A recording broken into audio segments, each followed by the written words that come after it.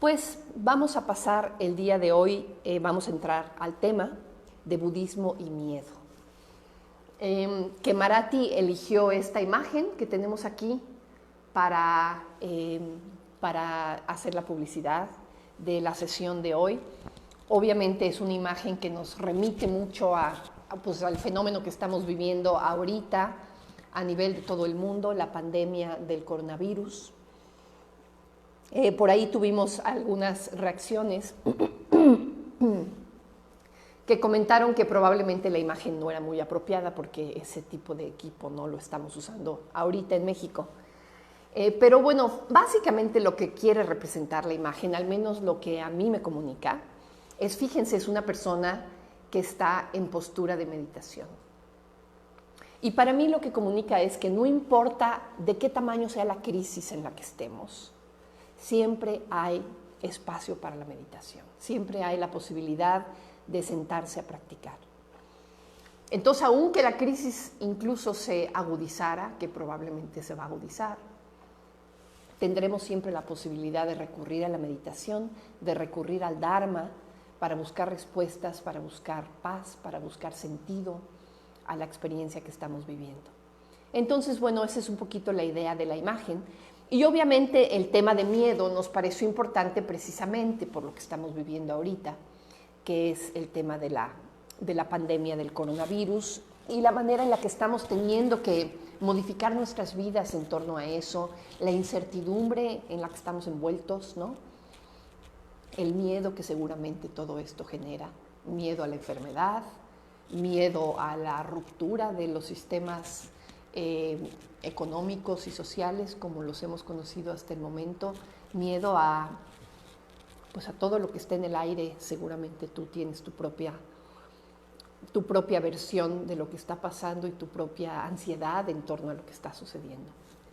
Entonces, bueno, pues vamos a hablar un poquito de la situación actual, como ahorita lo estaba yo haciendo, muy brevemente, porque obviamente no soy experta en epidemiología, ni tampoco en economía, ni en todas las derivaciones que está teniendo la situación actual, ¿no? Pero básicamente me quiero ir como a una reflexión un poquito más generalizada de que los seres humanos experimentamos miedo. El miedo es una emoción humana por excelencia. Todos la conocemos muy bien, con mayor o menor intensidad. Entonces vamos a hablar un poquito de cómo es esta experiencia del miedo. Después vamos a hablar un poquito de qué es lo que tememos, qué es lo que nos da miedo. Y ahí vamos a empezar a meter ya más claramente la perspectiva budista, de acuerdo al budismo, qué es lo que tememos. Y por último, cómo lidiamos con el miedo. ¿Qué recomendaciones incluso podemos encontrar en el budismo, en el Dharma, para enfrentar el miedo y para hacer algo útil con él, ¿no? Para poder transformarlo de una manera útil? Entonces, bueno, pues la situación actual, para hablar un poquito de la situación actual. Hablar de miedo hoy es más relevante que nunca, probablemente, porque la emoción del miedo, la experiencia de miedo, ahorita probablemente está siendo muy generalizada en todos los ámbitos, en todos los espacios, en todos los hogares, en todos los corazones de los seres humanos que estamos viviendo la experiencia de la pandemia, de este fenómeno que nos agarró por sorpresa y que nos ha venido a revolcar como una ola en el mar, ¿no? Entonces ahorita es relevante hablar del miedo y tratar de entender la experiencia del miedo y poder digamos, navegar esa ola de una manera que no nos revuelque, que podamos transformarla de alguna manera, que podamos respirar, ¿verdad? Como les decía yo, hablar de miedo en general es un tema profundamente humano y que está muy conectado con las enseñanzas del Buda, como ahorita vamos a ver. Es decir, no nada más hoy vale la pena hablar de miedo, sino que el miedo es una experiencia que experimentamos en muchos otros ámbitos de la vida. Ahora, empezando por el fenómeno que estamos viviendo parte de lo que nos ha agarrado por sorpresa es que es un fenómeno sin precedentes. Hemos tenido otras pandemias en el mundo, ¿no? Pero siempre han estado contenidas en espacios geográficos mucho más reducidos. Hemos tenido pandemias incluso más intensas en términos del número de muertes que han provocado, pero han sido pandemias, digamos, más reducidas en términos de la geografía, ¿no? Entonces ahorita tenemos dimensiones geográficas increíbles y ha tenido efectos muy profundos, ¿no? Ha tenido un alcance global, ha estado extendido por todo el mundo y se ha expandido con una rapidez increíble. Empezó en diciembre o enero en China, estamos en abril y ya está en todo el mundo la pandemia.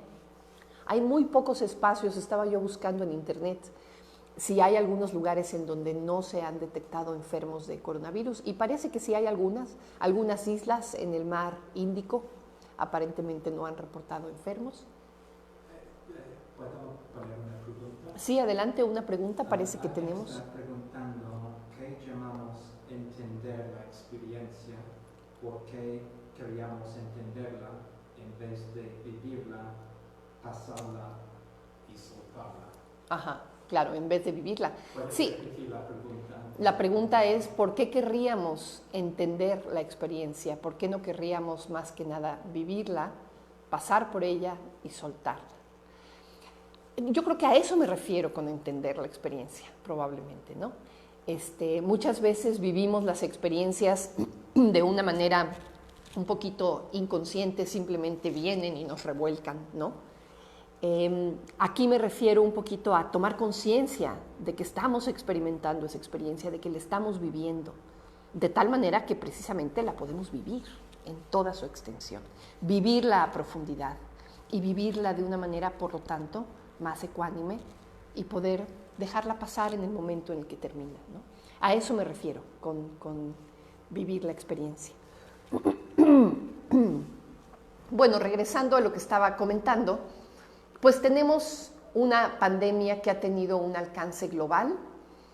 Aquí tenemos en colores más oscuros los países en donde hay más problema, en Estados Unidos, España, Italia. Empezó en China, siendo también muy intenso en China, aunque ahorita ya se ha controlado. Pero en todos los países tienen colorcitos más claritos, más oscuros, pero en todos los países la tenemos. Hay una fuente, Channel News Asia, que la consulté el día de ayer, y para el día de ayer teníamos 1.700.000 casos y apenas arribita de 100.000 fallecimientos. Entonces son números muy elevados. El mayor problema ha estado concentrado en 4 países, España, Italia, Estados Unidos y China, y para como estamos el día de ayer, el 29% de los casos de personas infectadas estaba en Estados Unidos. Imagínense, casi una tercera parte de las personas infectadas en el mundo están en Estados Unidos, alrededor de 500.000. Entonces son números altísimos. En España y en Italia, alrededor del 8-9%, en China, alrededor del 5%. Entonces, esto suma el 52%. El 52% de los casos está concentrado en 4 países. Y el 55% de las muertes está concentrada en 4 países. Entonces, a pesar de que hay una concentración, digamos, local en algunos lugares, la realidad es que sí está por todos lados. Y bueno, aquí en México ya tenemos por encima de los 4.000 casos, creo, y arriba de 200 muertos. Entonces, está creciendo a una velocidad alarmante. Esto está teniendo consecuencias económicas muy graves. Aquí tenemos una gráfica en donde nos marca cómo ha caído el mercado bursátil desde el inicio del brote, desde enero hasta mediados de marzo, los diferentes indicadores del mercado bursátil. Fíjense el desplome que han tenido las bolsas de diferentes partes del mundo, caídas de alrededor del 30%. Entonces estamos teniendo un efecto económico muy profundo y lo que se viene, todavía realmente no sabemos qué va a pasar en términos de la economía mundial. del quiebre de muchísimas compañías, el desplome de muchísimos sistemas que todavía no tenemos previstos. Y las consecuencias a nivel social, ¿no? Por supuesto tenemos el problema del desbordamiento de los sistemas de salud y tenemos también los problemas sociales de que pues todos estamos encerrados en nuestras casas, el cambio en el tipo de interacción que estamos teniendo, el aislamiento, el miedo a estar solos, eso seguramente también es algo que muchos de nosotros estamos experimentando. El miedo a tener que lidiar con problemas familiares encerrados en casa, ¿no? Sin poder tener una vida social más intensa, más conectada, digamos, ¿no? Entonces todo eso está sucediendo en este momento. Es decir, los seres humanos experimentamos miedo, no nada más en este momento, sino en general, ¿no? Es inherente, el miedo es inherente a la naturaleza humana. Hay que recordar que finalmente los seres humanos somos animalitos, somos mamíferos, tenemos toda una construcción fisiológica en nuestro cuerpo y al igual que muchos animales, los animales experimentan miedo, los animales experimentamos miedo cuando percibimos alguna amenaza. Fíjense, aquí tengo unas definiciones de cómo es la experiencia del miedo. Una sensación de angustia provocada por la presencia de un peligro. O sea, hay una amenaza, hay algo que representa un peligro. Ahora, una cosa interesante, fíjense, el peligro puede ser real o imaginario. Podemos percibir miedo con riesgos que imaginamos, que estamos interpretando y que no necesariamente son reales, ¿no? Entonces es una sensación de angustia provocada por un peligro. Y fíjense, aquí hay otra definición: sentimiento de desconfianza que impulsa a creer que ocurrirá un hecho contrario a lo que se desea. O sea, el miedo tiene que ver con que hay algo que se desea, y estamos en el riesgo de que eso no ocurra. Tenemos esta sospecha, esta desconfianza de que eso que deseamos no va a ocurrir y empezamos a creer que no va a ocurrir, y eso es el miedo, ¿no? Entonces, bueno, me gustaron estas dos definiciones porque al menos en mi propia experiencia de miedo, pues tal cual, ¿no? Así es. Angustia o ansiedad, ¿no? Un sentido de inseguridad, de desconfianza. Y fíjense una cosa que decía yo, ¿no? Es parte de nuestra naturaleza animal. El miedo está condicionado fisiológicamente. En el momento en el que percibimos un peligro, sobreviene toda una cascada de reacciones fisiológicas, entre ellas la secreción de adrenalina, la secreción de una serie de neurotransmisores que provocan toda una respuesta física, ¿no? La contracción de los músculos, la apertura de las pupilas, el temblor del cuerpo, toda la irrigación de los miembros de las piernas y los brazos, irrigación sanguínea. Hay toda esta reacción que se conoce fisiológicamente como la respuesta o la reacción de pelea o huida. En inglés, fight or flight response. La reacción de respuesta o huida. Podemos estar así como este perrito y este gatito. Aquí está la pelea, está respondiendo, digamos, puede ser de un tipo o de otro. El ponerte listo para pelear, ¿no? Como el gatito, o el estar listo para huir, como el perrito en este caso, ¿no? Y hay una tercera que es parte de esta misma respuesta, que puede ser la parálisis. Entonces, ¿en qué consiste la reacción fisiológica cuando sobreviene el miedo? En que te preparas para defenderte, te preparas para salir corriendo o te paralizas, o una de esas tres versiones de la respuesta fisiológica que sobreviene, ¿no? Ahora, obviamente esta respuesta pues es muy útil, obviamente es lo que tiene un valor para la supervivencia, ¿no? Gracias a que los seres humanos, gracias a que los animales son capaces de hacer eso, es que pueden sobrevivir bajo ciertas circunstancias, entonces tiene un valor para la supervivencia. Entonces es una primera cosa que hay que entender, ¿no? Que el miedo tiene su función. El miedo es resultado de la evolución, digamos, en ese sentido, ¿no? Entonces, y puede ser muy apropiado y puede ser muy útil bajo ciertas circunstancias. El problema en el caso de los seres humanos es que nos aparece miedo y luego no sabemos qué hacer con él. Aparece el miedo muchas veces en circunstancias en donde no viene al caso, en donde realmente no hay una amenaza real. Y aparece miedo cuando no hay nada que podamos hacer. Cuando tienes una amenaza real, pues sí hay algo que puedes hacer, ¿no? O defenderte o salir corriendo.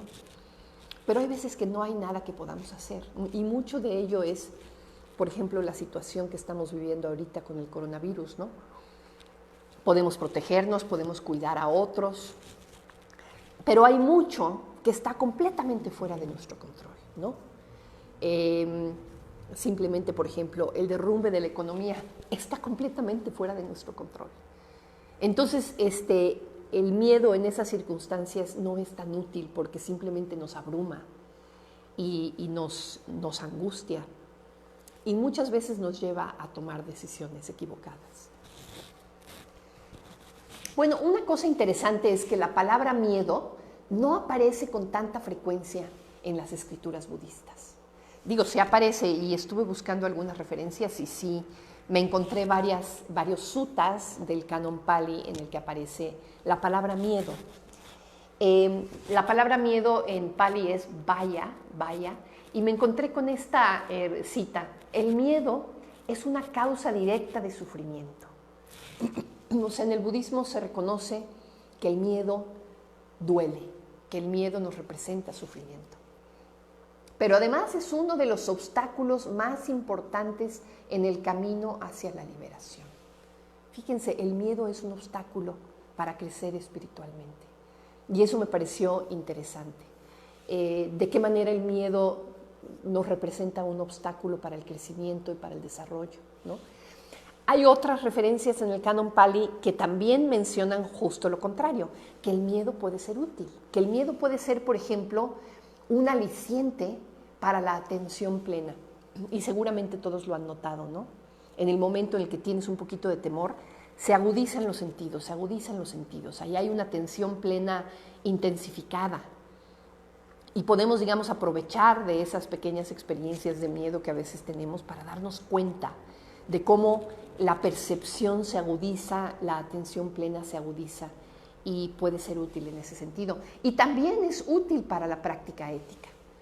Si cultivamos, por ejemplo, un miedo al efecto que puedan tener nuestras acciones torpes, eso puede ser muy útil porque nos lleva a practicar la ética, a darnos cuenta que afinar, digamos, nuestro comportamiento hacia un comportamiento hábil nos puede liberar del sufrimiento. ¿Sí? Alguien está comentando sobre describir miedo como útil o no útil y le llama la atención esta manera de hablar de miedo. No Ajá. sé si quieres decir algo más. Parece que hay una pregunta de alguien que dice que a qué nos referimos con esto de que el miedo puede ser útil o el miedo puede ser inútil. A lo que me refiero es que el miedo muchas veces corresponde con una situación real, ¿no? Por ejemplo, en el caso de la reacción que veíamos aquí de pelea o huida, hay ocasiones en las que es muy útil que sobrevenga esa respuesta porque entonces te puedes defender ante una amenaza real, ¿no? Si te están asaltando en la calle, por supuesto que venga esta reacción y salir corriendo en el sentido contrario puede ser muy útil, ¿no? Es muy útil responder con una reacción de ese tipo, ¿no? Pero hay muchas veces que, como dice aquí, el peligro es imaginario. Entonces entramos en un nivel de estrés, en un nivel de angustia, en un nivel de pelea o huida, cuando no viene al caso, cuando no corresponde con la situación que estamos viviendo. Y en ese sentido es que me refiero a que la respuesta es inútil. No sé si esto aclara la pregunta, ¿sí? Bueno, la palabra miedo, como les decía, no aparece con mucha frecuencia, pero la palabra que sí aparece y que es muy buena y que queremos explorar ahorita un segundito es la palabra sufrimiento, la palabra dukkha.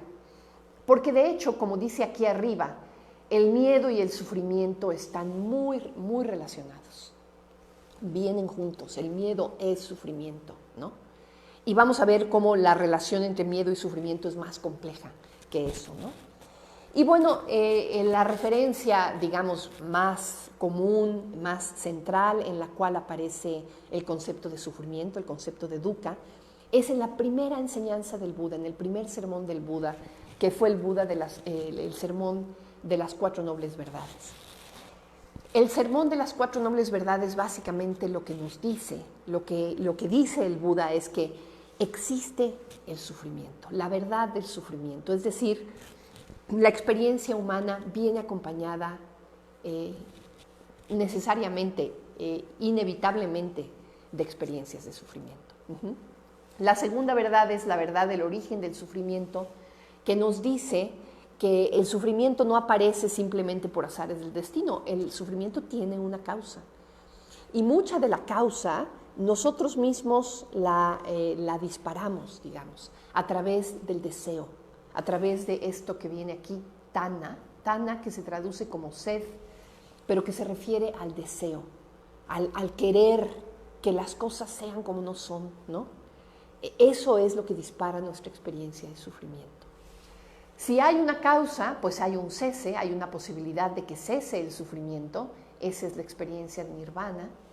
Y la cuarta noble verdad nos dice que hay un camino que aparta del sufrimiento.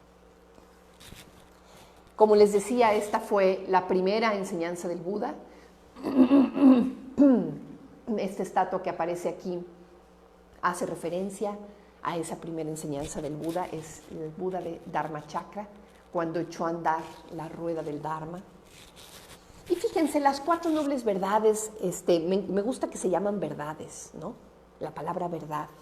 Se refiere a 4 percataciones del Buda, que se dio cuenta que nos ayudarían a despertar, a encontrar la libertad, la paz y la felicidad que él había encontrado. Entonces las comunicó precisamente por eso, porque se dio cuenta que esas percataciones ayudarían a otros a llegar a la iluminación. Son guías para la acción, no son nada más teorías, no son filosofías elaboradas, son guías directas para la acción y para ponerse a prueba, para explorarse en la propia experiencia.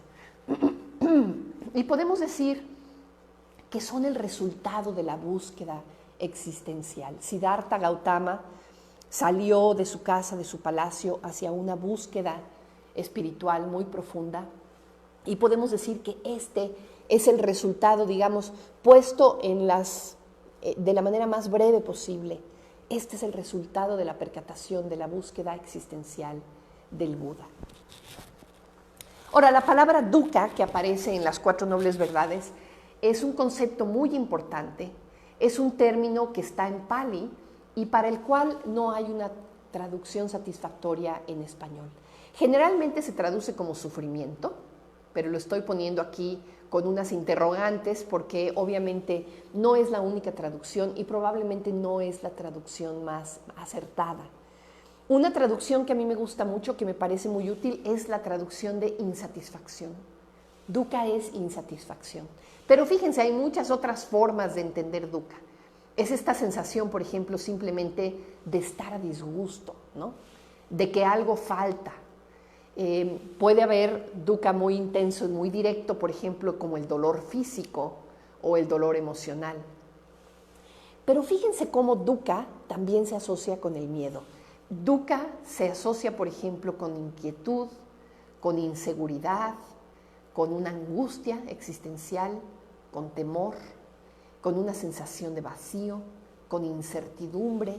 Fíjense, todos esos términos se conectan bien directamente con el miedo.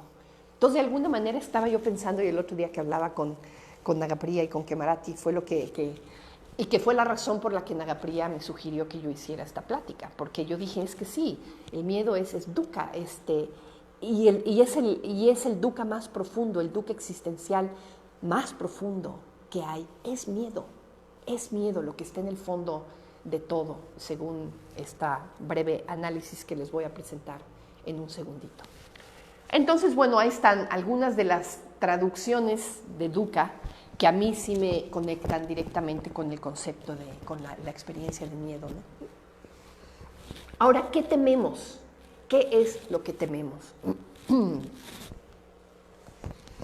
Pues el Buda decía que obviamente tenemos experiencias de dukkha, tenemos experiencias de insatisfacción, del sufrimiento, y estas son la lista de las 7 cosas con las cuales se asocia dukkha.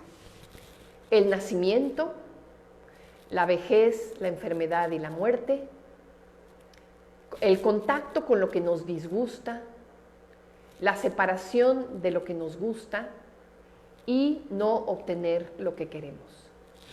Esta es una lista tradicional que aparece en varias fuentes en la tradición budista, que nos habla de todo aquello que nos genera la experiencia de dukkha, que nos genera la experiencia de insatisfacción, sufrimiento, angustia, irritación, todas estas cosas que dijimos antes. Me gusta, por eso las puse a estas 3 juntas, vejez, enfermedad y muerte, que se consideran los 3 mensajeros espirituales. Y fíjense cómo hacen referencia a una historia muy bonita de la tradición budista que nos habla de cómo fue la experiencia de Siddhartha Gautama antes de salir a su búsqueda espiritual.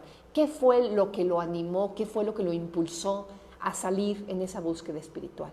Y fue justamente, aquí tenemos esto que se conoce como las 4 escenas, justamente el hecho de que Siddhartha se encontró con un enfermo, se preguntó sobre el tema de la enfermedad. Todos los seres humanos estamos sujetos a la enfermedad.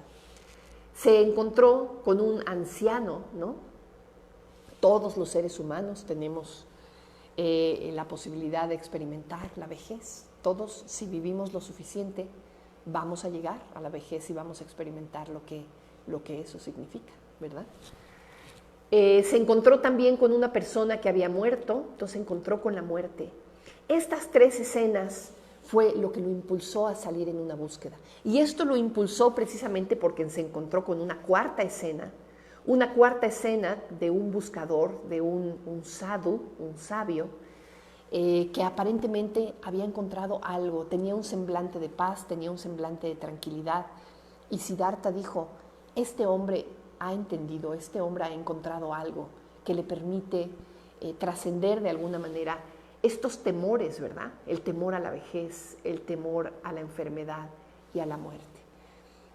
Entonces, por eso se les llama los 3 mensajeros espirituales, porque, y seguramente para todos ustedes lo pueden reconocer, como son aspectos de la vida humana que nos impulsan a veces a buscar sentido, a ir más allá de nuestra experiencia cotidiana insatisfactoria y confundida como es, ¿no? Queremos ir más allá para poder lidiar con estos fenómenos de una manera más profunda. Y bueno, ¿cómo se relaciona dukkha? Esto es dukkha, ¿verdad? ¿Cómo se relaciona el miedo con estas experiencias? Pues básicamente es que tenemos miedo a esas experiencias. No queremos experimentarlas. El miedo más profundo es precisamente a que ocurran, ¿verdad? Sentimos miedo ante la perspectiva de experimentar dukkha. No queremos, ahorita que estamos con el tema del coronavirus, ¿no? No queremos enfermarnos, ¿no? Nos protegemos porque no queremos enfermarnos y a la vez, si nos enfermáramos, para no contagiar a otros, para no afectar a otros, ¿verdad? Entonces ahí está ese miedo de no querer experimentar ese sufrimiento y por supuesto es un miedo muy humano, muy comprensible, muy útil, ¿no? Hablando de miedos útiles e inútiles, es un miedo muy útil protegerse en ese sentido, ¿no? Miedo de separación de lo que nos gusta. Ahorita también estamos experimentando mucho eso, estamos viéndonos separados de todo aquello. Estamos confinados en casa, estamos viviendo una especie de encierro, ¿verdad? Que nos está separando, por ejemplo, yo me veo ahorita separada de mi ambiente de trabajo, del lugar en el que trabajo, de los compañeros a los que veo en el trabajo, de simplemente tener la libertad de ir y venir, ¿no? Entonces estamos viéndonos separados de lo que nos gusta. Y estamos en contacto muchas veces con lo que nos disgusta, ¿no? Entonces, tenemos miedo a experimentar ese dukkha, ese sufrimiento que acompaña a estas experiencias, ¿no? No lo queremos, no lo queremos. Y hay que darnos cuenta también que mucho de ese miedo no es útil en el sentido de que mucho de esto es inevitable.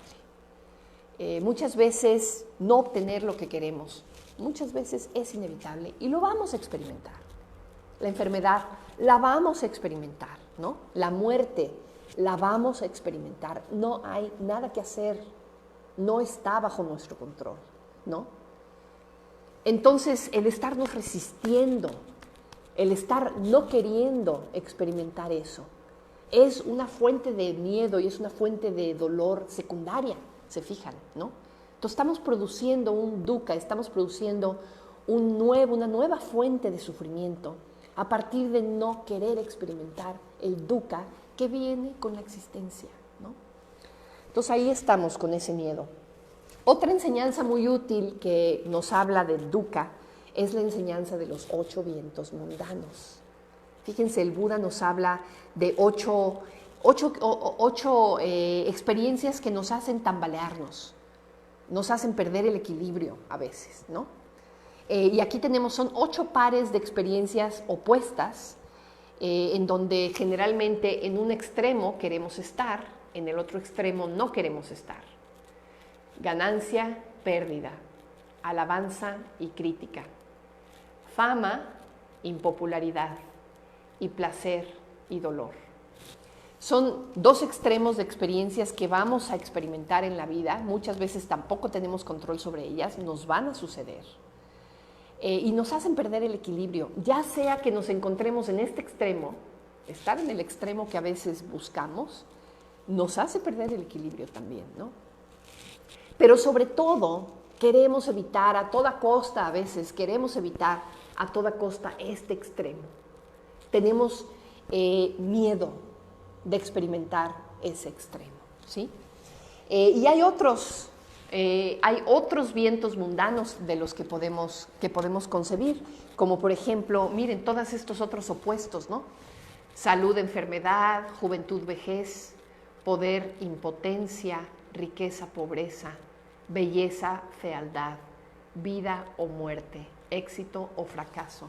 Fíjense todos esos vientos mundanos que nos hacen experimentar miedo. Estos del extremo de la derecha no los queremos, nos dan miedo, pero los vamos a experimentar. Entonces, bueno, tenemos que estar abiertos a ese dukkha, abiertos a ese sufrimiento que va a venir necesariamente con esas experiencias. La idea precisamente de la práctica budista es podernos elevar un poquito por encima de esas tormentas, de esos opuestos, y estar listos a recibir por igual el placer que el dolor, la ganancia o la pérdida, en fin, ¿no? Estar listos a recibirlos por igual, no apegarnos necesariamente a uno, no rechazar el otro, porque son parte de la vida y los vamos a experimentar. Hay una enseñanza budista con la que me encontré hoy en la mañana, que son los 5 miedos fundamentales que los discípulos del Buda le dijeron al Buda que tenían. Fíjense qué divertidos están. Bueno, no están divertidos, los miedos nunca están divertidos, ¿verdad? Pero me refiero a que probablemente los pueden ver en su propia experiencia. El primer miedo es perder nuestro trabajo, perder nuestro medio de vida, ¿no? Todos tenemos miedo a eso porque nos da seguridad, evidentemente, ¿no? Miedo a la crítica y la impopularidad. Uy, ese miedo, cómo se siente, ¿no? Cómo cala, ¿verdad? Miedo a tener un mal renacimiento. Miedo a la muerte. Y el quinto, que fíjense que aparece también en muchos lugares, es miedo a hablar en público. Ahorita que estábamos meditando hace ratito, que yo tenía pues la claridad de que después de la meditación venía mi charla, estaba yo percibiendo, sintiendo en el cuerpo ese miedo, ¿no? la angustia, la ansiedad de hablar en público, de pararte aquí delante de una audiencia, que en este caso es una audiencia un poco rara porque está formada por 2 personas y una cámara, ¿no? Pero todo lo que hay detrás de la cámara, pues uno no sabe, ¿no? Entonces, ese miedo a hablar en público, que es un miedo muy, muy claro que se siente en el cuerpo, que hace que uno tenga temblorina y toda la cosa, ¿no? Que se cierra la garganta, en fin, todo eso que sabemos que pasa cuando tenemos miedo. Es lo que es muy interesante de esta lista, es que fíjense, algunos de nuestros miedos no corresponden con una amenaza real. No hay una amenaza real. Por ejemplo, si ahorita yo doy una muy mala charla y recibo puros jitomatazos, bueno, no va a pasar de ahí, ¿verdad? No me voy a morir, nadie de ustedes va a agarrar un rifle y me va a asesinar porque di una mala charla. No pasa nada, uno da una mala charla y ya. No es una amenaza real. Fíjense, el miedo a hablar en público no responde a una amenaza real. Igual, por ejemplo, que el miedo a la crítica y la impopularidad, ¿no? Provienen, y una cosa que estaba yo reflexionando hoy en la mañana, es que, por ejemplo, este miedo proviene de estar demasiado centrados en nosotros mismos. Estar demasiado centrado en mí y en qué papel voy a hacer y en qué van a decir y en cómo me van a ver, si me van a aceptar, si no me van a aceptar, cómo voy a estar ante la mirada de los otros, ¿no? Es estar demasiado centrado en una misma y eso generando ansiedad, ¿no? Entonces es interesante conocer como esa dinámica del miedo, ¿no? Esa dinámica del miedo para poder lidiar con él de una manera hábil. Y ahora aquí vamos a la enseñanza que más me gusta, que tiene que ver con el miedo, que es el tema de que el Buda reconoció que existen 3 tipos de dukkha, 3 tipos de experiencias de sufrimiento. El primero es el dolor físico o emocional, es el que se conoce como dukkha, ¿sí? Ese, digamos, mientras tengamos un cuerpo humano, no va a haber manera de eliminarlo, ese va a estar ahí, aunque nos iluminemos, ¿sí? Entonces, el dolor físico o emocional ahí va a estar. El dolor asociado a la impermanencia, viparinama dukkha. Las cosas empiezan y terminan, se nos rompen, se nos echan a perder, se acaban, ¿no? Se nos acaban las relaciones con los amigos, se nos acaban las relaciones con la pareja, se nos acaba el coche, se nos acaba el trabajo, se nos acaban las cosas, porque finalmente la naturaleza,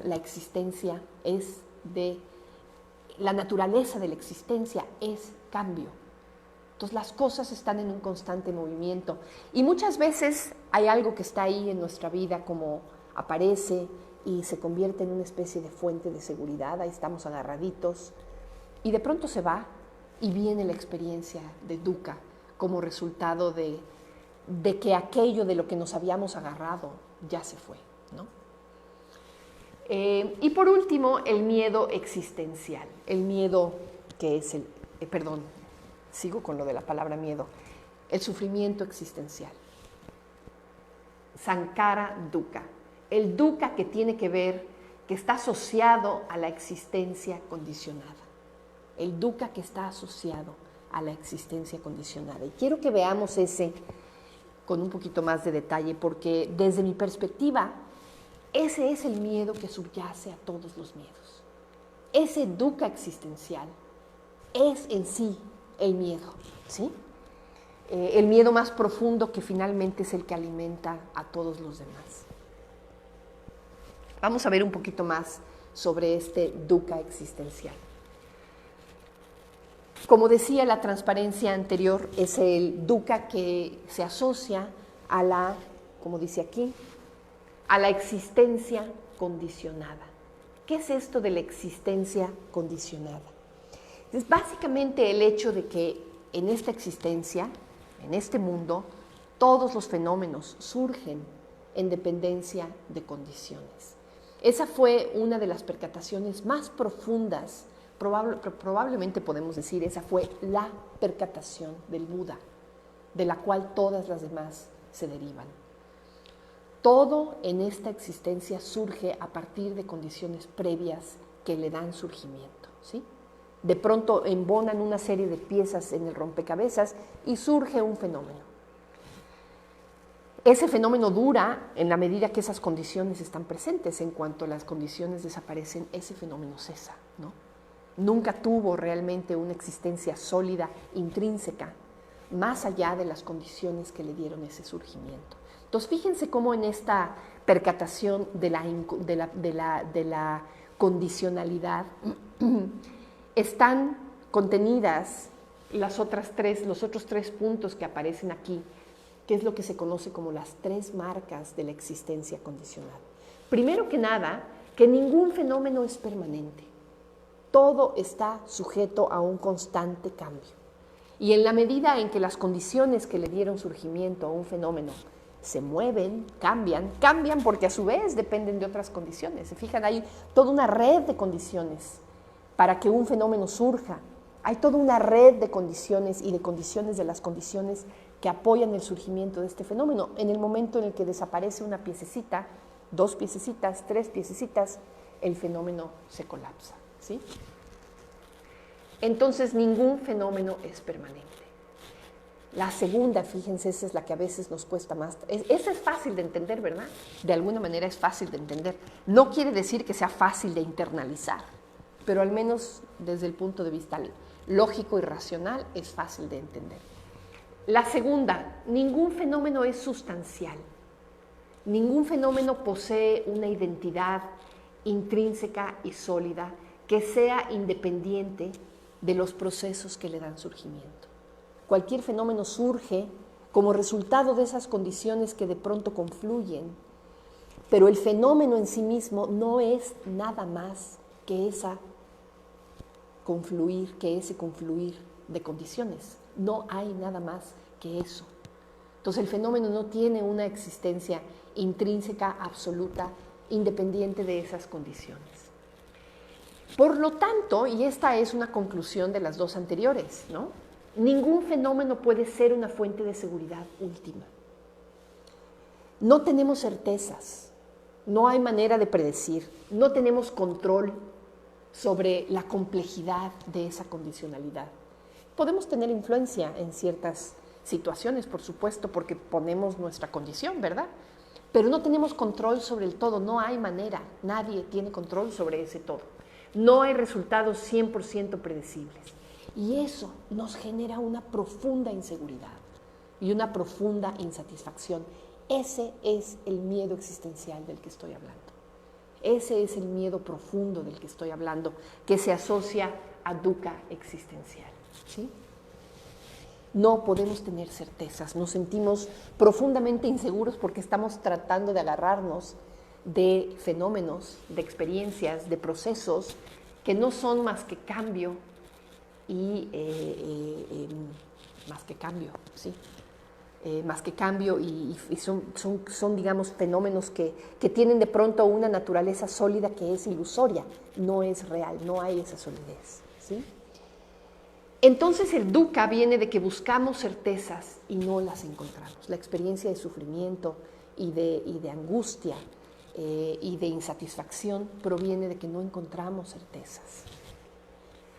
Ahora, esto se aplica, estas 3 marcas de la existencia condicionada se aplican a todo, desde lo más global, como por ejemplo el cambio climático, ¿no? Imagínense, ¿qué fenómeno más global podemos concebir que el cambio climático global, ¿verdad?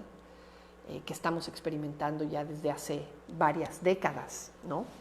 A pasos agigantados, agudizándose a pasos agigantados. Otro fenómeno global, bueno, pues por supuesto la pandemia, el coronavirus, hasta el fenómeno más local que existe, digamos más local en el sentido de cómo experimentamos aquí de cerquita, es pues yo misma, la experiencia que llamo yo misma, ¿no? Ese es el fenómeno, digamos, más íntimo, más local al que tengo acceso. De hecho, es al único fenómeno al que tengo acceso, yo misma, y a partir de eso conecto con todo lo demás, ¿sí?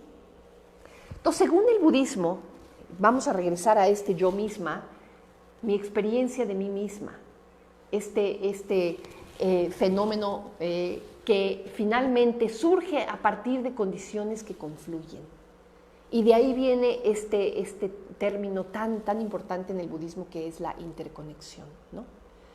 Mi propia vida depende de una red increíblemente infinita de condiciones que me conectan necesariamente con muchísimos seres, que me conectan con la existencia completa. Entonces, no vivimos en aislado, vivimos en interconexión. Eso es resultado de esta percatación del Buda que dice que todo surge a partir de condiciones. La experiencia de mí, esto que soy, claramente no es permanente, está cambiando, ¿no? Inició en un momento dado como resultado de una serie de condiciones que confluyeron y en un momento dado va a pasar, esas conclusiones se van a dispersar y este fenómeno que llamo Sadayoti va a trascender, va a transformarse en algo más, ¿no? Va a desaparecer, digamos, como tal. Entonces no hay nada sustancial, no soy substancial, no soy una cosa sólida, no soy de hecho más que cambio. Lo único que hay aquí es cambio, ¿sí?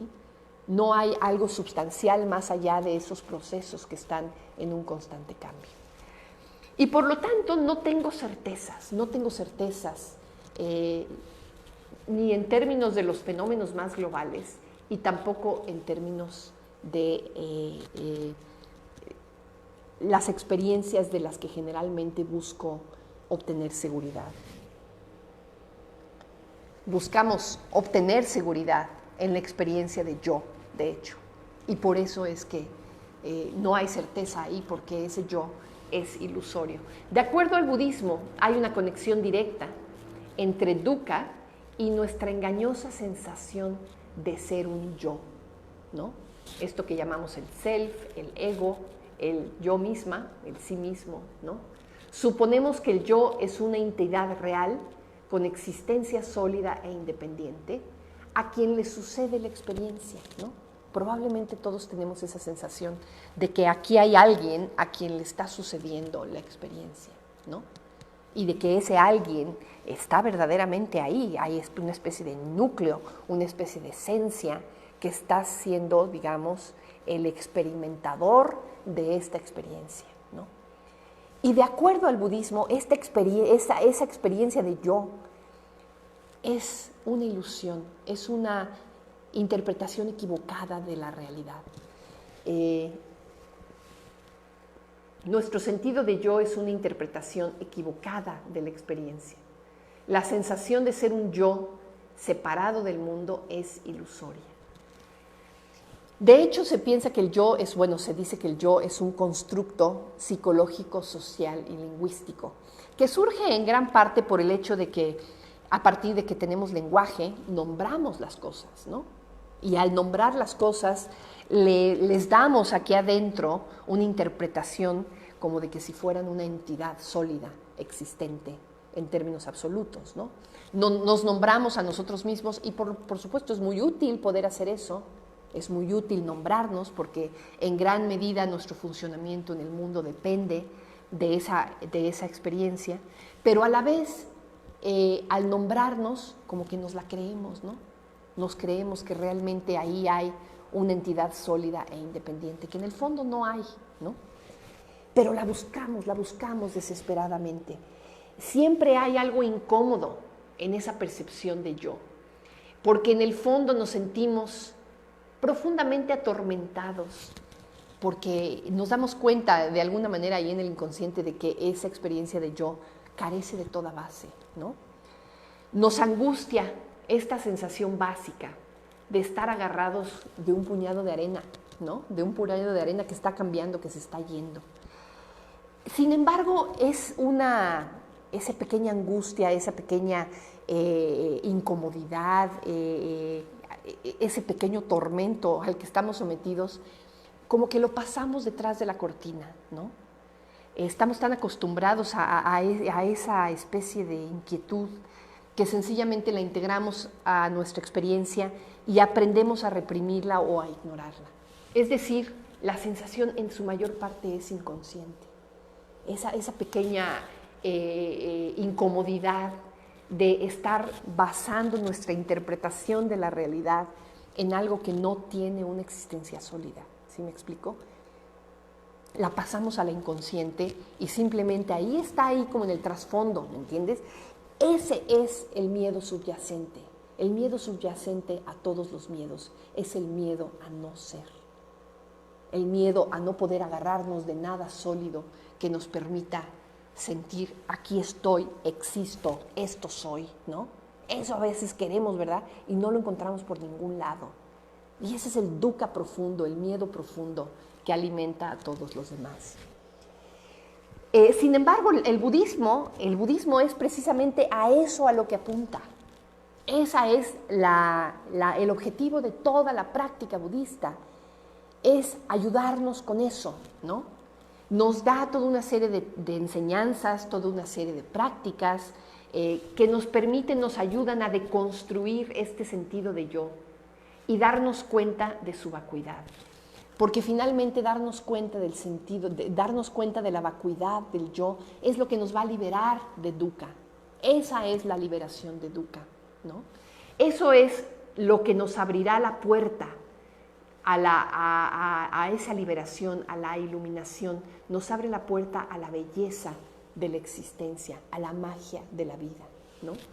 Mirar de frente, no podemos hacer otra cosa, mirar de frente a la impermanencia, a la insubstancialidad y a la incertidumbre. Eso es lo que nos libera del miedo y lo que nos abre la puerta a la iluminación. No tenemos de otra más que mirarlo de frente, porque eso es lo que es. Impermanencia, insubstancialidad y falta de certeza. Eso es lo que hay. Entonces, en la medida que nos resistamos a vivir desde esa percatación, en esa medida vamos a experimentar dukkha. En esa medida vamos a experimentar miedo. Y toda la enseñanza budista está diseñada para ayudarnos a ver eso. No a verlo con la razón como lo estamos haciendo ahorita, ¿no? Sino a comprenderlo con la profundidad de nuestro ser, de tal manera que cambia toda la lógica de nuestra interacción con la existencia, con el mundo. Entonces, ¿cómo lidiamos con el miedo? Aquí algunas enseñanzas útiles que pueden ayudarnos a lidiar con el miedo. Y Nagapriya me recomendó consultar este sutta, el Sutta Vaya Bhairava Sutta, que habla del miedo y el pavor. Y aquí es un sutta no demasiado largo. No en todo el sutta se habla del miedo, pero en la parte en la que habla del miedo, están los discípulos del Buda preguntándole al Buda si él en algún momento experimentó miedo a lo largo de su búsqueda espiritual antes de iluminarse. Cuando se internaba en el bosque y estaba solo a la mitad de la selva, se podrán imaginar lo que habrá sido eso, ¿verdad? Esa experiencia de estar solo ahí en la selva, practicando, ¿no? Y los ruiditos que aparecen por acá y por allá, la sugestión que empieza a venir a partir de ahí, ¿no? Entonces le preguntaban sus discípulos si había experimentado miedo, y el Buda decía que sí había experimentado miedo. Y le preguntaban sus discípulos, y bueno, ¿qué hacías cuando venía el miedo, no? Entonces el Buda, digo para resumir, porque es un párrafo largo, dice que él se puso a sí mismo, digamos, este reto. ¿Qué tal si domino el miedo y el pavor que vengan hacia mí, manteniéndome la misma postura en la que esté en el momento en el que aparezca? Se habla en el budismo de las cuatro posturas tradicionales, que son estar parado, estar sentado, estar acostado o estar caminando. Entonces lo que dice el Buda es, si cuando viene el miedo estoy sentado, me quedo sentado, no me paro, no me acuesto, no camino, ¿no? Si cuando viene el miedo estoy caminando, no me siento, no me paro, no me acuesto, sigo caminando, ¿no? Es muy bonita la descripción, porque básicamente lo que está diciendo el Buda es, cuando venga el miedo, ahí está, lo recibo, no salgo corriendo, lo experimento primero que nada, como decía una de las personas que nos hizo una pregunta hace ratito. Cuando viene el miedo, ¿qué hago? Me quedo ahí paradito, ¿no? O si estoy sentada, sentadita. Me quedo y lo experimento. Fíjense, de alguna manera hablábamos hace ratito de esta respuesta de huir o pelear, ¿no? Y aquí lo que el Buda está invitándonos a hacer es que ni huyo ni peleo, experimento el miedo, ahí me quedo con él. Y desde esa postura intento lidiar con él, ¿no? Aquí dice, el Buda dice dominar el miedo, ¿no? Hay que ver a qué se refería el Buda con dominar el miedo. Ahorita podemos dar algunas ideas de a qué se refiere dominar el miedo. Una experiencia muy bonita que ya nos habla del Buda ya iluminado. El Buda ya iluminado no sentía miedo. Fíjense qué hermosura eso. La mente iluminada no experimenta miedo. Y esto lo tenemos ejemplificado en una narración en el Canon Pali que habla de un momento en el que Devadatta, un primo del Buda que lo odiaba mucho, le quería hacer daño, y entonces en algún momento soltó a un elefante loco.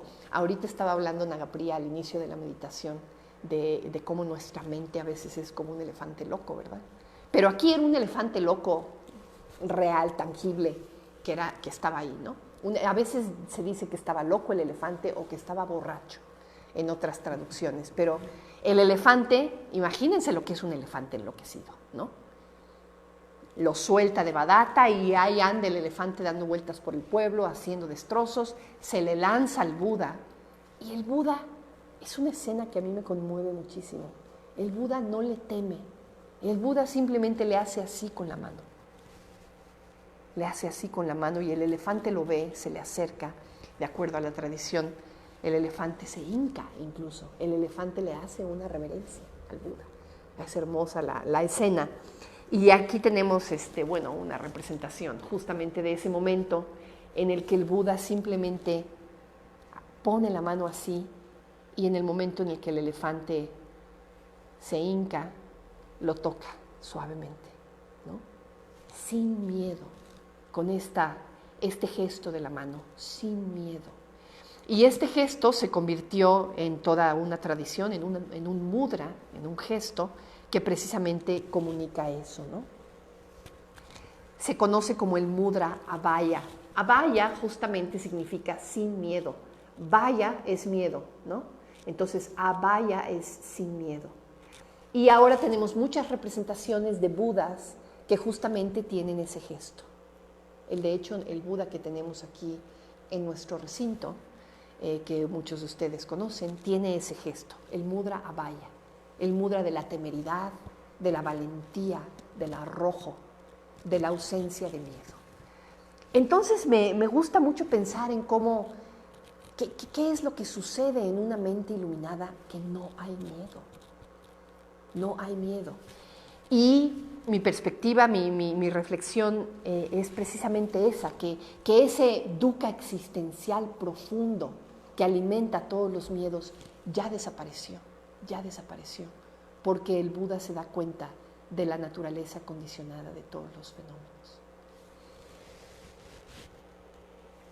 Tenemos varias representaciones de esta ausencia de miedo en las figuras búdicas. Tenemos un Buda que se llama el Buda Amoghasiddhi. Es una representación de esta cualidad de la mente iluminada. Es una representación de la temeridad, de cómo la mente iluminada es una mente en donde no hay miedo.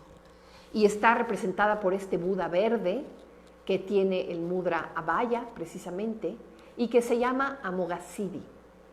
Amoghasiddhi. Hace poquito mi amiga Leti, que no sé si nos esté escuchando por ahí, hizo una charla en su grupo de estudios sobre Amoghasiddhi.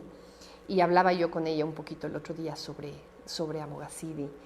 De hecho, a partir de esa charla que tuve con Leti fue que pensé, claro, pues Amoghasiddhi es el que debe estar aquí presente con nosotros el día de hoy para hablar de miedo, ¿no? Su nombre significa éxito sin obstáculos. Y hay un tipo de sabiduría, podríamos decir, que está asociada a esta representación de la mente búdica. Se conoce como la sabiduría de todos los logros. La sabiduría de todos los logros. Es decir, la mente iluminada que tiene esta temeridad, que tiene esta ausencia de miedo, todo lo logra. Éxito sin obstáculos, como se llama su nombre, ¿no?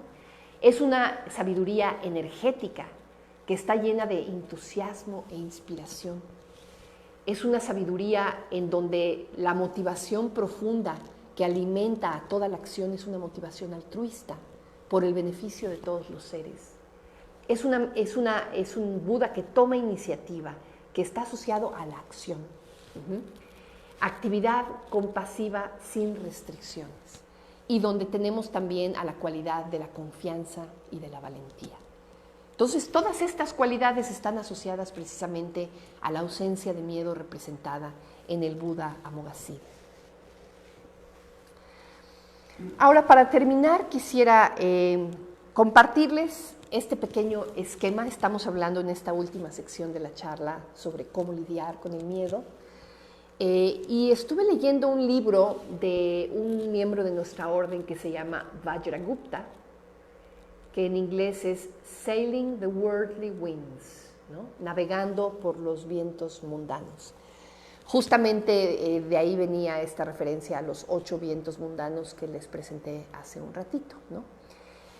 Y Vajragupta presenta una reflexión basada en estos 4 puntos de cómo podemos lidiar con los vientos mundanos. Entonces yo estoy tomando prestada este esquema de Vajragupta y aplicándolo ahora no a los vientos mundanos, sino al miedo, que finalmente es lo que precede, ¿verdad?, a nuestras respuestas ante los vientos mundanos. Entonces, estos 4 puntos son: primero, reconocer la ansiedad y el miedo. Segundo, distinguir control de influencia. Tercero, escuchar las historias que nos contamos. Y cuarto, ver al miedo como una oportunidad. Y quiero elaborar muy brevemente sobre cada uno de estos 4 puntos. Entonces, reconocer la ansiedad y el miedo, eso es lo primero que hay que hacer, ¿verdad? Como decía el Buda, en el momento en el que venga el miedo, así como estoy, así me quedo. Si estoy parado, me quedo parado. Si estoy sentado, me quedo sentado. A ver, pausar y tomar conciencia de que estamos experimentando miedo. Incluso tomar conciencia de dónde se siente en el cuerpo. Se siente en la garganta, se siente como que la garganta se cierra, ¿no? Se siente ahí una temblorina en las piernas, ¿no? ¿Qué se siente? ¿Cómo se siente el miedo? Yo ahorita que estaba en la meditación hace ratito, estaba yo diciendo, a ver, ¿cómo lo experimento? Este miedo a hablar en público con el que estaba yo lidiando en ese instante, ¿cómo lo experimento? Y sí me quedó muy claro, hay algo aquí en la garganta que se siente cerradito, algo en la garganta que se cierra. Y algo en el pecho como que se siente como vibrante, ¿no? Ahí está, el miedo en el cuerpo, ¿no? Simplemente experimentarlo, ahí está presente. Darle la bienvenida a esa experiencia que ya está ahí, ¿no? No necesito salir corriendo. Y en el momento en el que decido no salir corriendo, puedo permitir la creatividad, puedo permitir que surja una respuesta, que no sea la respuesta en automático simplemente de salir corriendo, sino de ver qué puedo hacer con lo que está sucediendo de una forma creativa, de una forma hábil. Ahí tenemos la importancia de la atención plena, la importancia de atender, de estar presentes. Y ahí viene la meditación que acabamos de hacer hace rato. Practicar atención plena nos ayuda a lidiar con este tipo de experiencias, porque la atención plena se convierte más y más en una forma de funcionar cada vez más presente en nuestra vida, ¿no? Entonces, el segundo punto, fíjense, este es muy interesante, distinguir control de influencia. A veces, cuando no tenemos control de una situación, nos sentimos angustiados. Bueno, no a veces, yo creo que siempre, ¿verdad? Sentirte fuera de control en una situación te angustia, nos da mucha ansiedad. Y muchas veces esa angustia misma nos lleva a intervenir en la situación y tener un efecto negativo, ¿no?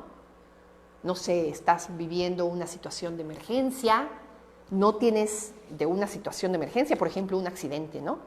No tienes control de eso. Te angustias e intervienes muchas veces, ¡ay! Dando de gritos, por ejemplo, ¿no? Dando de gritos. ¿En qué medida es útil intervenir dando de gritos, verdad? Pues no es útil. Entonces, cuando partimos de esa ansiedad de estar fuera de control, muchas veces intervenimos de una manera negativa. Pero hay que darnos cuenta que sí, estamos fuera de control, pero sí podemos influenciar, no controlar, pero sí influenciar el resultado. Sí podemos poner un granito de arena que lleve a la situación a un estado de un poquito menos de dukkha, por ejemplo, ¿no? Si en esta situación que yo narraba ahorita del accidente, en lugar de afectar la situación negativamente dando de gritos, puedo intervenir con serenidad, puedo infundir calma, infundir confianza a otros, pues hace toda la diferencia del mundo, ¿no? Entonces, en una situación de estar fuera de control, sí podemos influenciar la situación de manera positiva.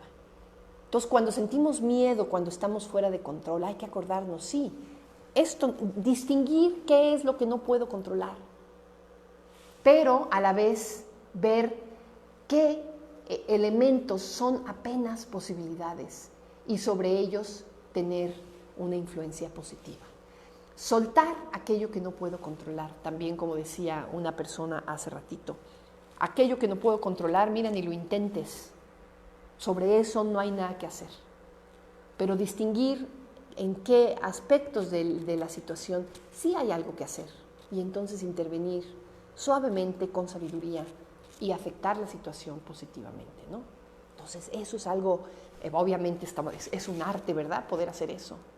Es algo que podemos intentar hacer y practicar a lo largo de muchas vidas, ¿no? Pero bueno, podemos simplemente tenerlo en mente, acordarnos de ello e intentar ponerlo en acción. Escuchar las historias que nos contamos. Cuando experimentamos miedo y ansiedad, se echan a andar en nuestra mente nuestras historias habituales. Muchas veces lo que ocurre en nuestra mente es simplemente hábito, un hábito de que nuestra mente se va a ciertos rinconcitos, a ciertos pensamientos, a ciertas maneras de interpretar las cosas que son sencillamente un hábito, que lo hemos repetido tantas veces, que es luego bien difícil salirse de ahí, ¿no? Ahora, cuando estamos en una situación de estrés, ¡pum!, inmediatamente surge el hábito, inmediatamente surge estas historias habituales que nos contamos. ¿Cuáles son esas historias habituales? Muchas veces las podemos descubrir si escuchamos, si tenemos esta escucha fina hacia nuestra propia experiencia y podemos escuchar esos comentarios laterales que estamos haciendo a la experiencia, ¿no? Estamos comentando. La experiencia la estamos comentando, la estamos calificando, ahí secretamente, en una parte, digamos, muy privada de nuestra mente, están esos comentarios. Si pones atención a esos comentarios, te puedes dar cuenta, esos son esos hábitos mentales que surgen. Y cuando estamos ante una situación de estrés, surgen esos hábitos mentales con ciertos contenidos particulares. Y es muy común que surjan simplemente alimentando la ansiedad. Alimentando la ansiedad. No voy a poder salir, no voy a poder salir de aquí, porque cada vez que pasa eso no puedo salir de aquí, ¿no? Alimentas la ansiedad, ¿no? Estás en un elevador, se apaga la luz, se va la luz, te quedas atrapada en el elevador, hay miedo, hay ansiedad, hay falta de control y empiezan esos pensamientos, ¿verdad? Eso que llamamos prapancha, proliferación. Entonces, esa proliferación no hace más que alimentar la ansiedad. Entonces, lo que nos dice este punto es, a ver, escucha eso que está pasando. Primero que nada, distingue entre los hechos y las interpretaciones. Distingue qué es lo que sí realmente está pasando y trata de separarlo de toda esta interpretación y de toda esta maraña de cosas que ya surgió a partir de la ansiedad y a partir del miedo. Y si tú puedes distinguir esas dos cosas y regresarte a los hechos, todo esto de acá, toda esa ansiedad, se desinfla y puedes quedarte de una manera como bien objetiva, plantada en lo que sí está sucediendo. Y por último, ver al miedo como una oportunidad. Como dice aquí, el miedo es una oportunidad para el crecimiento y para el desarrollo de sabiduría y ecuanimidad, ¿no? Generalmente experimentamos al miedo como una experiencia no deseada, porque como decíamos, el miedo en sí mismo es dukkha, el miedo duele, el miedo se siente feo, entonces no lo deseamos, ¿verdad? Pero muchas veces ya nos encontramos con la experiencia de miedo, ya estamos ahí. Bueno, pues podemos aprender de ella, podemos aprender a ver qué está pasando, podemos aprender a cultivar la paciencia, la serenidad, la claridad, el valor, la confianza, la empatía. Esta claridad, ¿a qué claridad me refiero? A la sabiduría que puede surgir de mirar para adentro y tratar de desenmarañar lo que realmente está sucediendo, ¿no? Por tratar de desenmarañar y a partir de esa situación de angustia poder ver la realidad, poder ver con un chispazo de luz que nos permita ver la naturaleza de este fenómeno que somos y del fenómeno que estamos experimentando. Y darnos cuenta que finalmente es un fenómeno insubstancial, impermanente, ilusorio, que está en un constante cambio y que no nos puede dar certezas. Y en la medida en que soltamos esa búsqueda de certezas, podemos experimentar tranquilidad, serenidad y paz. Entonces, realmente lo importante de aprender a vivir en la incertidumbre, hablaba yo con alguien durante la semana y me decía que cómo la estaba yo pasando con esta crisis del coronavirus, ¿no? Y yo le decía que me cuesta mucho trabajo identificar cómo me siento ante todo esto, pero si hay algo que percibo y que me incomoda muchísimo es la incertidumbre, ¿no? La incertidumbre de a ver, ¿cuándo va a terminar esto? ¿Cuándo puedo regresar a mi trabajo? Cosas muy prácticas y muy inmediatas, ¿verdad? ¿Cuándo voy a poder regresar a mi trabajo? ¿Voy a poder terminar mi semestre en la universidad, en el salón de clases, o voy a tener que terminarlo detrás de la pantalla? Ese tipo de preguntas me venían y me incomoda mucho la incertidumbre de no saber, ¿no? Ese tipo de cosas prácticas, inmediatas, que probablemente la mayor parte, ay, oye, bueno, ¿qué más da, no? Pues finalmente sí, ¿qué más da, verdad? ¿Qué más da? No es importante. Si voy a terminar el semestre en el salón o detrás de la pantalla, no es importante. Y en la medida en que puedo reflexionarme y darme cuenta, mira, lo único que hay es incertidumbre. Y eso es lo que es, así es la existencia. Entonces, en la medida en la que puedo soltar esas expectativas, pues puedo estar más a gusto con la situación y simplemente estar de la mejor manera con lo que hay. Estar de la mejor manera con lo que hay. Ese es el reto que tenemos todos nosotros ahorita. Ese es el reto que tenemos siempre en la vida, ¿no?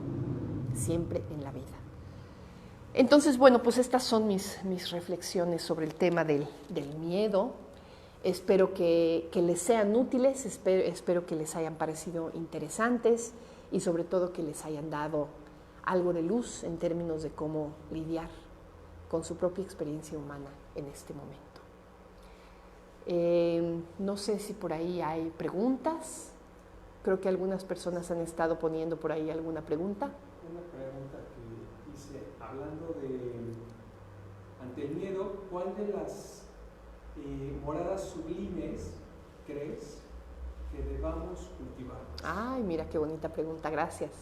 Ante el miedo, ¿cuál de las moradas sublimes crees que debamos cultivar más?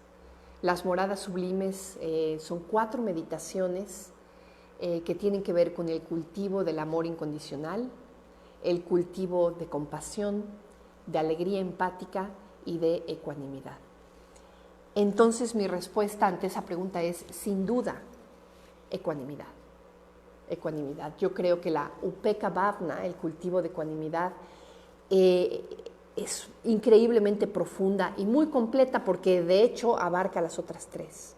Por supuesto que tiene que partir de meta y tiene que partir de la posibilidad de ver con claridad justamente la interconexión y la condicionalidad, ¿no? La coproducción condicionada, las 3 marcas de la existencia condicionada. Si podemos ver desde esa perspectiva, lo que surge es ecuanimidad y podemos cultivar esa forma de estar en el mundo. Entonces mi recomendación sería, ante el miedo, cultivar ecuanimidad. Y por supuesto involucra cultivar amor, cultivar compasión, cultivar alegría. Espero que sea útil la respuesta. ¿Hay otras similares? Otras preguntas similares, me comenta Kemarati por ahí.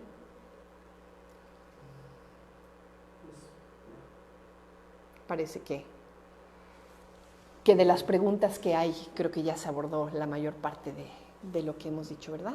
¿Algunas preguntas que tú hayas visto, Nagapriya, por ahí en tu pantalla? Alguien está preguntando sobre antídotos al miedo. Propuso la posibilidad de la meditación de los 6 elementos. Ajá. Y si piensas que hay otras. Ajá. Pero también está diciendo si debería entender miedo más en términos de los skandhas. Los skandhas, ajá, ajá. No sé si Sí. puedes comentar. Sí, hay una persona que preguntaba qué antídotos puede haber ante el miedo, que si la práctica de los 6 elementos puede ser un antídoto al miedo. La práctica de los 6 elementos tiene que ver con contemplar nuestra propia experiencia en términos de cómo estamos hechos, ¿no? Del elemento tierra, el elemento agua, aire, fuego, espacio, conciencia. Esos son los 6 elementos. Y cómo contemplar que esos 6 elementos están vacíos de yo, ¿no? Esos 6 elementos no son yo, ¿no? El elemento tierra, mis huesecitos, mis musculitos que están aquí, finalmente no son yo, no son míos. Están en un proceso constante de transformación y de entrada y salida, ¿no? Entonces, por supuesto que la contemplación de los 6 elementos es una práctica de sabiduría en el sentido de que nos permite darnos cuenta de la ilusoriedad del yo, de la vacuidad del yo, y en ese sentido es la práctica por excelencia que nos ayuda a lidiar con ese miedo profundo que es el miedo a la no existencia, ¿verdad? Entonces sí, definitivamente es una contemplación que puede ser muy útil. Sin embargo, desde mi perspectiva es muy importante practicar esa meditación en los contextos adecuados. Practicarla, sin duda, con una base de positividad muy fuerte y con una contención también muy importante. Generalmente la hacemos en retiros, no en cualquier contexto. Entonces, de tal manera que puede realmente adquirir profundidad y puede realmente tener significado, ¿no? Entonces sí, es una práctica muy útil. Y la otra pregunta tenía que ver con los 5 skandhas, si vernos en términos de los 5 skandhas, de los 5 componentes con los cuales me identifico, que son la forma, el cuerpo, las sensaciones, la cognición, las voliciones y la conciencia. Esos 5 agregados, que son los agregados de la identidad, son los agregados del apego, los agregados del apego se les conoce, ¿no? Estamos apegados a esos y esos son los que interpretamos como yo. Entonces, en el mismo sentido, mi respuesta es que sí, claro, una contemplación de la vacuidad del yo vista desde esa perspectiva también puede darnos esa sabiduría que necesitamos para soltar el miedo existencial. Pero todas estas prácticas de contemplación de las 3 lakshanas es bien importante que vayan apoyadas por ejemplo, por el cultivo del amor incondicional, por la metta bhavana, por el cultivo de emociones positivas, ¿no? Si las abordamos sin un sentido de positividad muy profundo y sin un sentido de conexión y de sensibilidad muy profundo, nos pueden llevar a espacios de angustia incluso, que no necesariamente son muy conducentes. Entonces, si no conoces esas prácticas, bueno, te recomiendo que te acerques a nosotros. En retiros seguro habrá la posibilidad de que las experimentes. No sé cuándo vamos a tener un retiro en el Centro Budista de Cuernavaca, dependiendo de cuándo se termine la cuarentena, pero probablemente, vamos a ver si es cierto, probablemente en junio tengamos un retiro, ya se los haremos saber. Híjole, yo creo que no, ¿verdad? Junio está muy cerquita. No, ni idea. A ver qué pasa. Vivamos en la incertidumbre. A ver qué pasa. Pues muchas gracias a todos por estar aquí, gracias por escucharnos, gracias por venir.